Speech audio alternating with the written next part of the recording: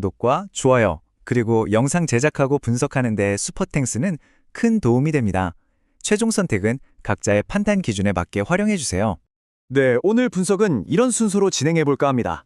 먼저 경기 전체의 구도, 흔히 말하는 다윗과 골리앗 싸움이 맞는지부터 보고요. 그 다음엔 양 팀의 현재 상황과 핵심 전술, 또 데이터는 뭐라고 말하는지까지 차례대로 짚어보고 최종 결론을 내려보겠습니다. 그럼 바로 시작하죠. 겉으로만 보면 이 경기는 정말 전형적인 다윗과 골리앗의 대결 구도예요.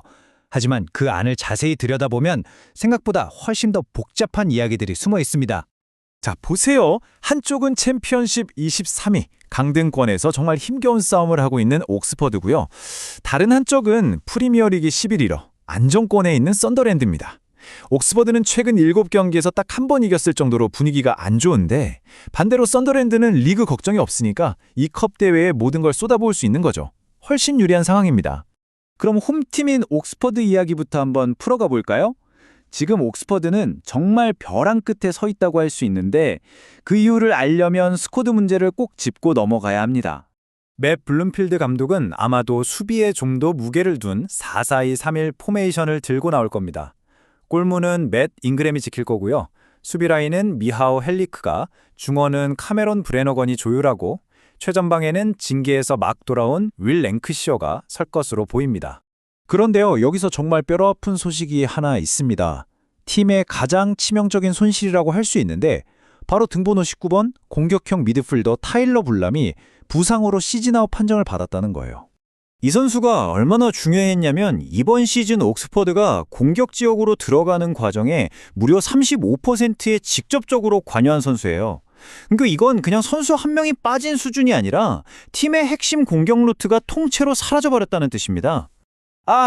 설상가상으로 미드필더 브라이언 드키어스메커까지 빠지면서 중원의 기동력은 더 떨어졌어요. 이건 썬더랜드한테 여기를 공략하세요 하고 위험한 공간을 그냥 내주는 셈이죠. 자, 그럼 이제 분위기를 바꿔서 원정팀 썬더랜드 쪽을 한번 볼까요? 이쪽은 옥스퍼드와는 좀 다른 종류의 고민과 또 유리한 점들을 동시에 가지고 경기에 나섭니다.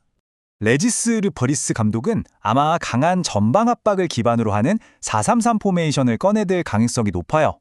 창의선을 불어넣을 중심에는 엔조 르페, 왼쪽 날개엔 발빠른 로메인 먼들, 그리고 최전방 공격은 엘리에제 마엔다가 맡을 것으로 예상됩니다. 물론 썬더랜드라고 해서 문제가 없는 건 아닙니다. 팀의 심장과도 같은 주장이죠. 경기당 평균 80개가 넘는 패스를 뿌리면서 팀의 완급을 조절하던 그라니트 작가가 발목 부상으로 나올 수 없게 됐습니다. 하지만 그의 빈자리를 메울 엔조 르페는 자카와는 또 다른 무기를 가진 선수예요.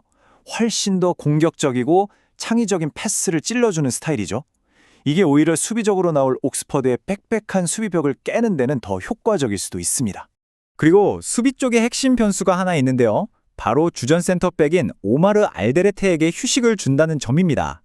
이렇게 되면 썬더랜드 수비진의 평균 신장이 확 낮아지면서 이게 또 하나의 약점이 될 수 있겠네요.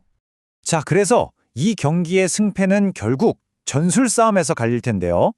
특히 두 가지 포인트에서 경기의 향방이 결정될 가능성이 아주 높습니다. 첫 번째는 썬더랜드의 측면 공략입니다. 왼쪽 윙어 로메인 먼둘과 풀백 데니스 썰킨이 힘을 합쳐서 옥스퍼드의 오른쪽 풀백 브로디 스펜서를 계속해서 2대1 상황으로 몰아붙일 거예요. 이거 옥스퍼드가 최근에 노리치한테 0대3으로 크게 질 때도 여실히 드러났던 약점이거든요. 두 번째는 바로 옥스퍼드의 유일한 희망, 세트핏입니다. 일반적인 공격 루트가 거의 마비된 상태에서 기댈 곳은 이것밖에 없죠. 특히 센터백 미하오 할리크는 수비수인데도 리그에서 손꼽히는 득점력을 가지고 있어요. 마침 상대 수비진은 높이가 낮아진 상태고요. 이 점을 아주 명확하게 보여주는 수치인데요. 만약에 옥스퍼드가 골을 넣는다면 그 골이 세트피스 상황에서 터질 확률이 무려 70%에 달합니다. 특히 카메론 브레너건이 차는 킥은 정말 조심해야 할 필살기라고 할 수 있죠.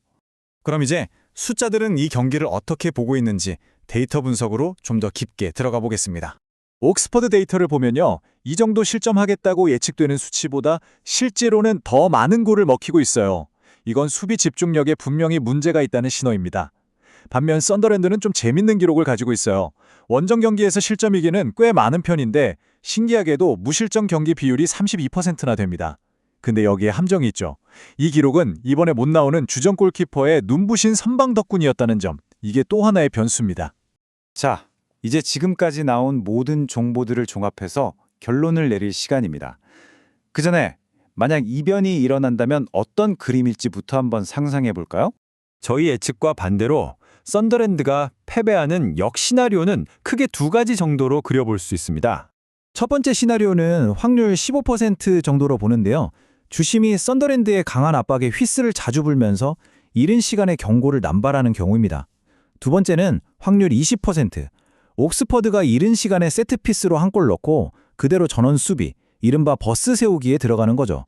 하지만 이런 변수들을 모두 고려해도 결론은 크게 바뀌지 않습니다. 분석 결과 옥스퍼드는 전술적으로나 심리적으로나 또 통계적으로나 모든 면에서 열세예요. 결국 썬더랜드가 이길 확률이 70에서 75%, 반대로 이변이 일어날 확률은 25에서 30%에 그친다는 결론이 나옵니다. 종합적으로 저희 분석은 많은 골이 터지지 않는 경기를 예상하고 있고요. 그래서 썬더랜드의 승리와 2.5골 이하가 가장 유력한 결과로 보입니다. 최종적으로 예측하는 스코어는 옥스퍼드 0, 썬더랜드 2입니다. 물론 마지막 선택은 언제나 여러분 각자의 판단에 달려 있다는 점 잊지 마세요.